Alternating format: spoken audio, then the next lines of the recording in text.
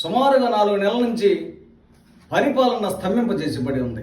ఎందుకంటే ఎలక్షన్లు ఉంచుకొస్తున్నటువంటి సమయంలో ఎలక్షన్ కోడ్, ఎలక్షన్ లైన్ల తర్వాత మరి ఎలక్షన్ ఫలితాలు, ఇప్పుడు కొత్త ప్రభుత్వం కొలువుతీరింది.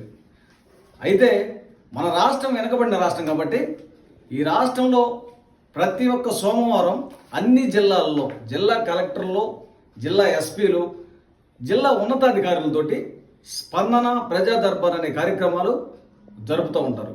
ఈ రాష్ట్రంలో ఎక్కువగా ఎస్సీ, ఎస్టీ, బీసీ మైనారిటీలు తమ తమ సమస్యల మీద, తమ జరిగినటువంటి అన్యాయాల మీద తమ యొక్క విన్నతి పత్రాలను మాకు న్యాయం చేయమని, మా సమస్యలను పరిష్కారం చేయమని జిల్లా అధికారులను వేడుకుంటారు. కాబట్టి కొత్త ప్రభుత్వం తెలుగుదేశం పార్టీ అధికారంలోకి వచ్చింది కాబట్టి మరి గౌరవ ముఖ్యమంత్రి గారికి ఆంధ్రప్రదేశ్ రాష్ట్ర మానవ తరపున నిర్ణయించుకుంటున్నాము.